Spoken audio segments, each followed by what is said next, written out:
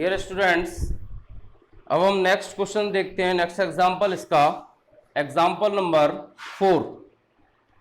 Example number 4 example number 4 क्या कहता है हमसे?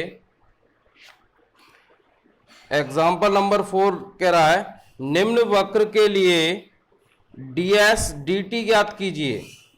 निम्न वक्र के लिए ds dt ज्ञात कीजिए। तो वक्र क्या दे रखा है हमें? x sin t plus y cos t is equal to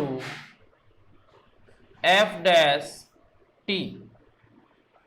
x sin t plus y cos t is equal to f dash t। x cos t minus y sin t is equal to f double dash t। अब क्या करते हैं हम? इसको तो डाल देते हैं समीकरण नंबर 1 और इसको डाल देते हैं समीकरण नंबर 2। समीकरण 1 और समीकरण 2। अब हमें क्या ज्ञात करना है इसमें? ds dt। तो ds dt के लिए हमें क्या चाहिएगा? ds dt is equal to होता है रूट ऑफ dx dt का whole square plus dy dt का होल स्क्वायर। यानी हमें सबसे पहले dx dt और dy dt ज्ञात करने होंगे। अब dx dt और dy dt में हमें सबसे पहले dx dt कहां से ज्ञात होगा? यदि हमें x की वैल्यू ज्ञात हो। और dy dt कहां से ज्ञात होगा? यदि हमें y की वैल्यू ज्ञात हो। तो यहां पर ना तो अभी हमारे पास x की वैल्यू है और ना ही y की वैल्यू है। तो पहले इन दोनों समीकरणों को सॉल्व करके x और y की वैल्यू निकालेंगे। उसके पश्चात dx dt और dy dt की वैल्यू निकालेंगे और उन वैल्यूज को ds dt के फॉर्मूले में रख के ds dt का मान ज्ञात करेंगे। तो देखो यहां पे समीकरण 1 को sin t से तथा समीकरण 2 को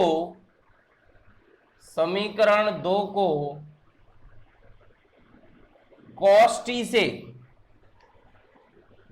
t से गुणा कर जोड़ने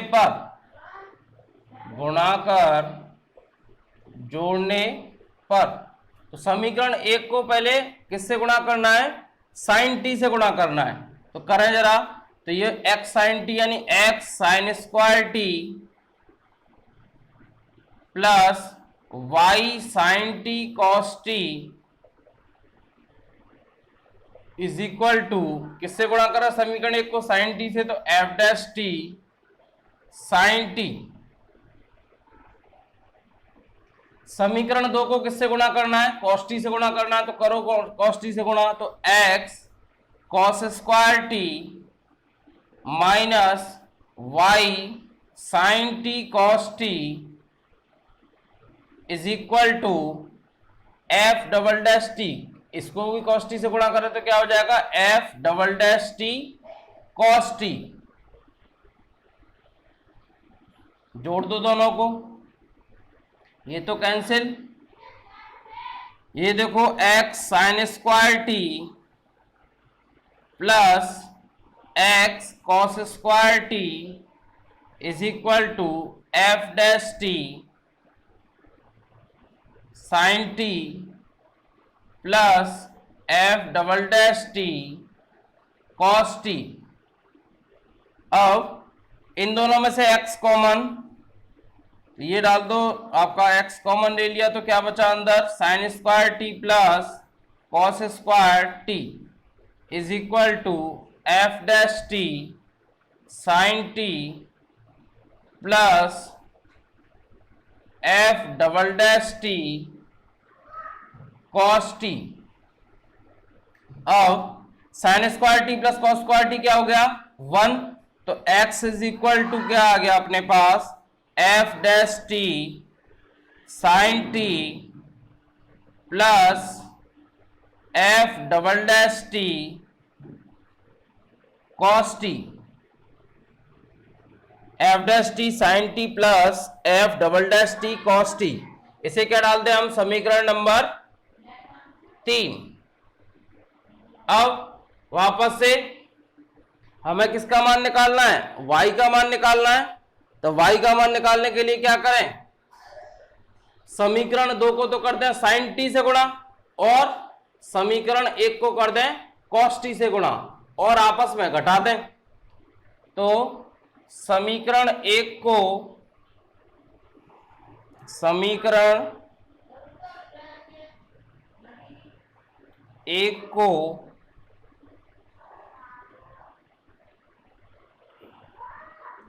किससे गुणा करना है, समीकरण 1 को कॉस टी से गुणा करें, कॉस टी से, तथा समीकरण 2 को साइन टी से गुणा कर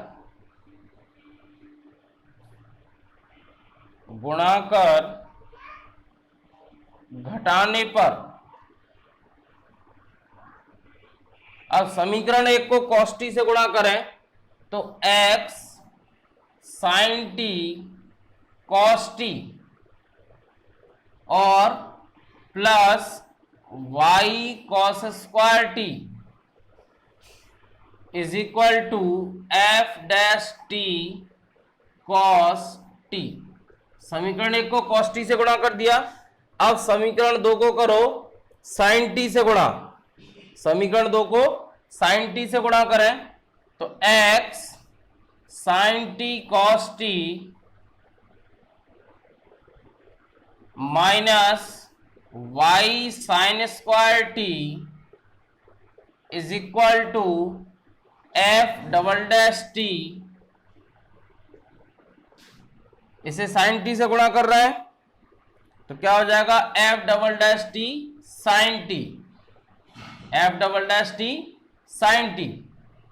घटा दो इनको, घटाने पर क्या होंगे, चिन्ह अपोजिट हो जाएंगे तो ये कैंसिल हो गए, ये y प्लस ये हो गया आपका y cos square T plus y sine square T is equal to f dash T cos T minus f double dash T sine T. यहां दोनों में से y common, cos square T plus sine square T is equal to f dash T cos T minus f double dash T sine T. अब ये क्या हो गया आपका, cos square T plus sine square T 1, तो y is equal to f dash T cos T minus f double dash T sine T, f dash T cos T minus f double dash T sine T. ये अब इसे डाल देते हैं, समीकरण number 3 डाल चुके हैं तो इसे डाल देते हैं समीकरण नंबर 4। अब समीकरण 3 और 4 को देखो तो x और y के मान अलग अलग प्राप्त हो गए। अब इनका हम अवकलन करके dx dt और dy dt के मान ज्ञात कर सकते हैं। तो सबसे पहले मैं समीकरण 3 का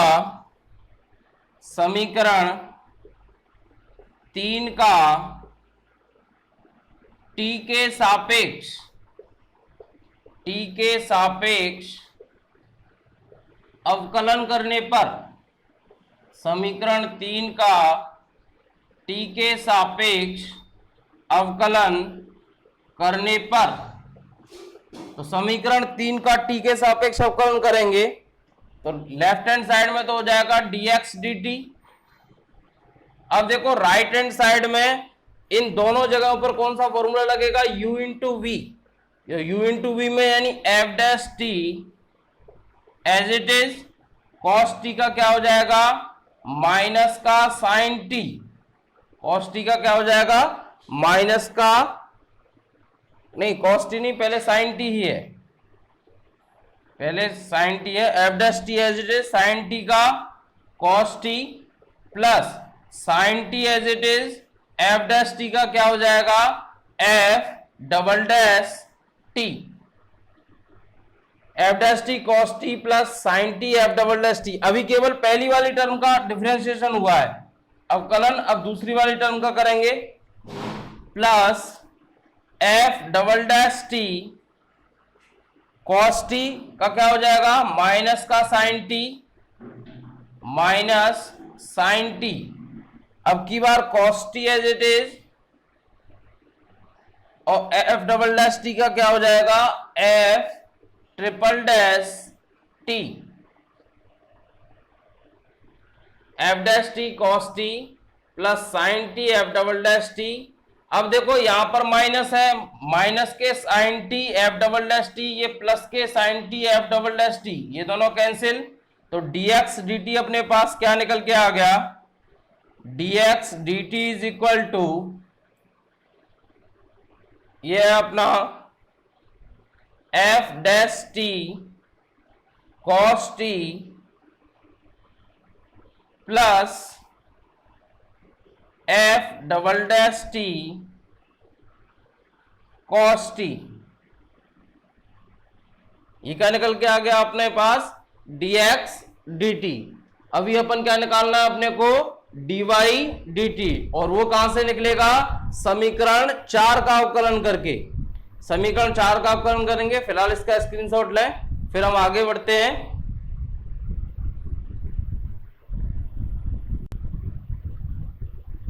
अब आगे बढ़ते हैं इसमें, एग्जाम्पल नंबर, ये एग्जाम्पल नंबर 4 का ये समीकरण नंबर जो 4 है। अब इस समीकरण 4 से हमें क्या ज्ञात करना है, dy dt। तो समीकरण 4 का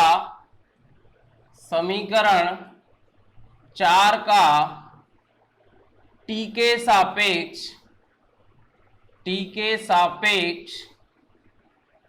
अवकलन, t के सापेक्ष अवकलन करने पर, समीकरण 4 का t के सापेक्ष अवकलन करने पर, तो समीकरण 4 का t के सापेक्ष अवकलन करें, dy dt, यहां भी सेम कंडीशन होगी, यहां भी क्या है, दोनों ही टर्म आपके t के फलन है, तो यहां भी u इंटू भी लगेगा।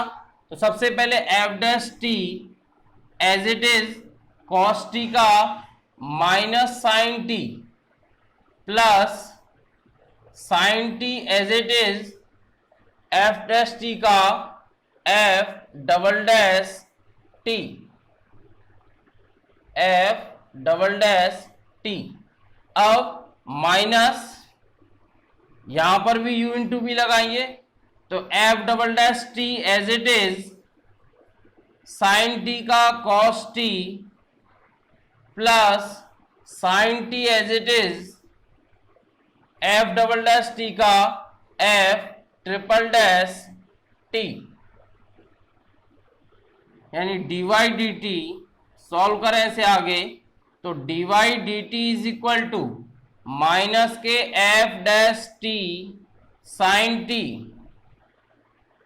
Plus F double dash T sine T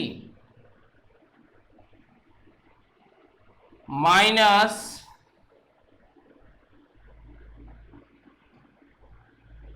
ये हो गया sine T F double dash t, minus के f double dash T cos t, और माइनस के हो गए f triple dash T sine T, f triple dash T sine T. अब देखिए यहां भी f double dash T cos t से f double dash T cos t cancel, f double dash T cos t से f double dash T cos t cancel.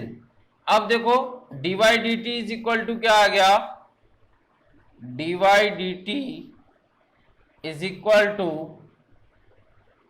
Minus f dash T sine t minus f triple dash T sine T. अब d Y D T की value आ गई, d x D T की value आ गई। चूंकि D S क्या निकालना है हमें, डी एस डी टी निकालना है ना, हाँ डी एस डी टी निकालना है। तो चूंकि D S D T is equal to root of D x D T whole square plus D Y D T whole square, D x D T whole square plus D Y D T whole square. तो इसलिए D S D T is equal to, अब अपने पास D x D T की value है, क्या है, F dash T cos T plus F double dash T cos t. तो f dash T cos T plus F double dash T cos t और इस पूरे का whole square plus D Y D T की value क्या है, minus के f dash T sine T plus minus f triple dash T sine t और इस पूरे का होल स्क्वायर। ये किसकी वैल्यू है अपनी, dx dt और dy dt की। अब इसे आगे सॉल्व करते हैं।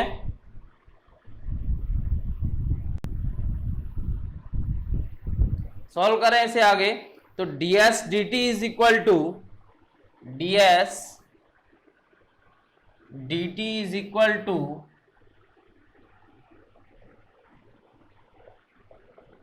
रूट ऑफ, अब देखो जरा इन दोनों टर्म्स में से cos t कॉमन, लेकिन बाहर निकल आएगा तो स्क्वायर है, तो cos स्क्वायर t, तो f dash t plus f double dash t, इन दोनों का तो है whole square, f dash t double dash है, ट्रिपल डैश होना चाहिए, ट्रिपल डैश था, बिल्कुल ट्रिपल डैश ही है, F double dash t f dash t f triple dash T. तो ये एफ ट्रिपल डैश टी है दोनों ही जगह।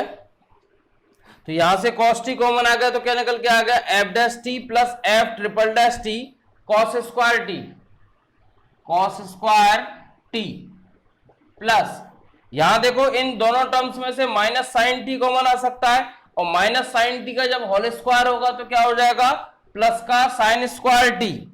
तो एफ डैश टी अंदर क्या बचेगा, F dash T plus F triple dash T का होल स्क्वायर, और मल्टीप्लाई में क्या रहेगा, इनटू साइन स्क्वायर टी।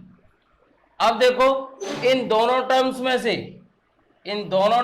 से F dash T plus F triple dash T का होल स्क्वायर कॉमन आ जाएगा, तो D S D T is equal to root of F dash T plus F triple dash T whole square common, यहां तो बचेगा cos square T और यहां पर क्या बचेगा, साइन स्क्वायर टी। अब कॉस स्क्वायर टी और साइन स्क्वायर टी 1, तो D S D T is equal to root of F dash T plus F triple dash T और इसका भी होल स्क्वायर। अब इसको जब बाहर निकालेंगे तो इस रूट से स्क्वायर कैंसिल हो जाएगा, तो D S D T is equal to F dash T plus F triple dash T. हमें डी एस डी टी की वैल्यू निकालनी थी, और देखते हैं क्या आ रही है डी एस डी टी की वैल्यू, बिल्कुल ये आ रही है, F dash T plus F triple dash T. Screenshot ले लो इसका, फिर नेक्स्ट एग्जांपल देखते हैं इस चैप्टर का नेक्स्ट एंड लास्ट।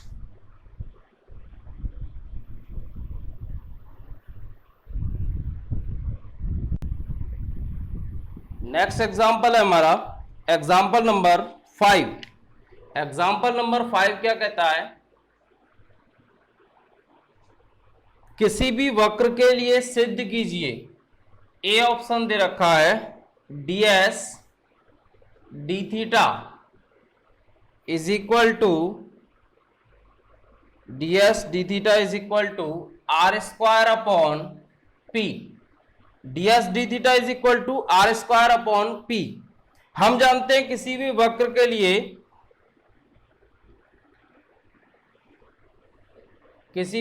के लिए एक ये ट्रायंगल हमने चाप की लंबाई के अवकलज में बताया था।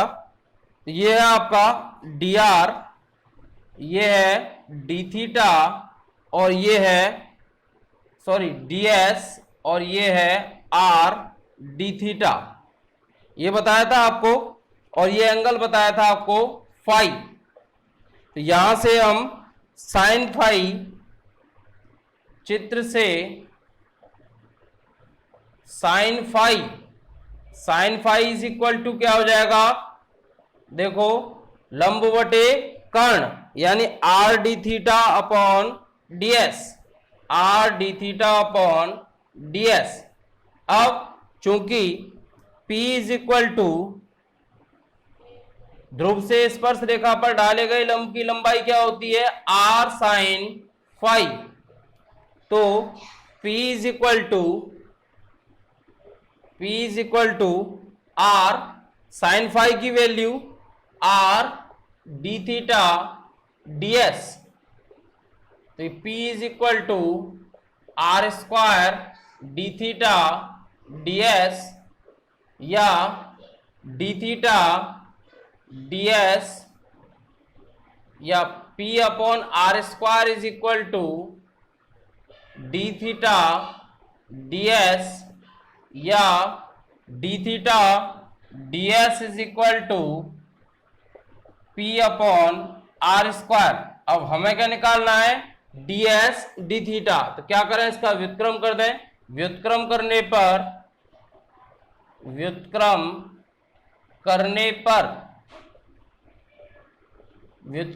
पर ds D theta is equal to are square upon p, hence prove. ये हो गया इसका ए पार्ट। अब नेक्स्ट देखते हैं इसका बी पार्ट। तो बी पार्ट में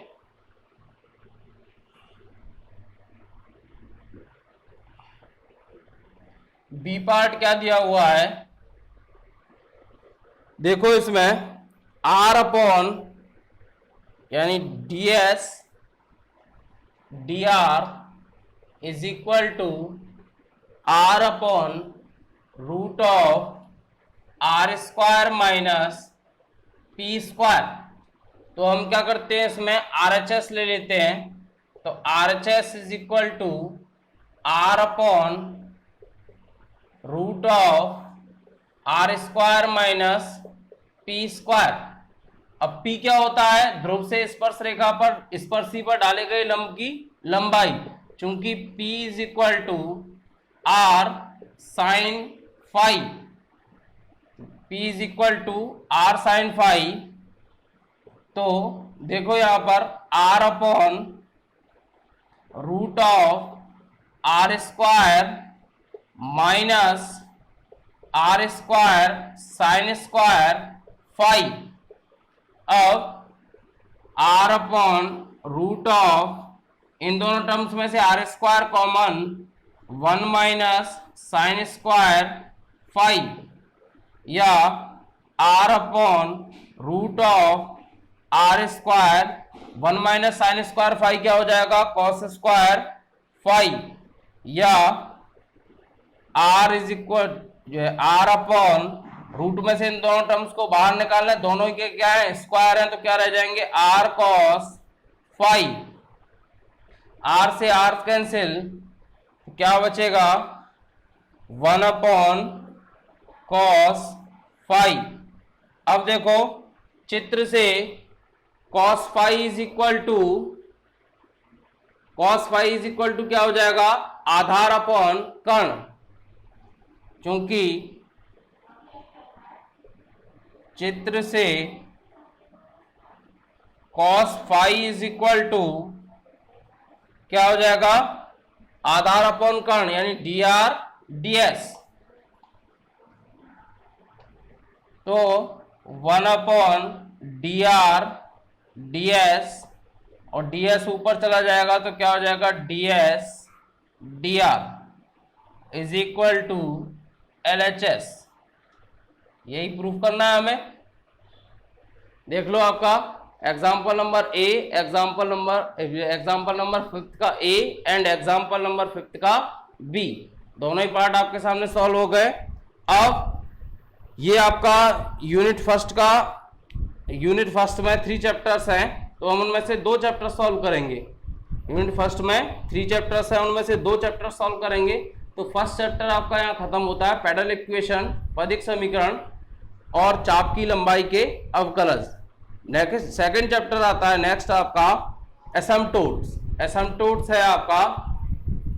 एसिम्पटोट को अगर बताएं तो एसिम्पटोट में आपका अनंत स्पर्शी होंगी, तो अनंत स्पर्शी को हम नेक्स्ट आगे अगली वीडियो में पढ़ेंगे, क्योंकि इस वीडियो में कंबाइन नहीं करना चाह रहा हूँ। नेक्स्ट वीडियो आपको अपलोड होगी, उसमें आपकी नेक्स्ट चैप्टर पढ़ेंगे अनंत स्पर्शियाँ एसिम्पटोट। Okay, thank you.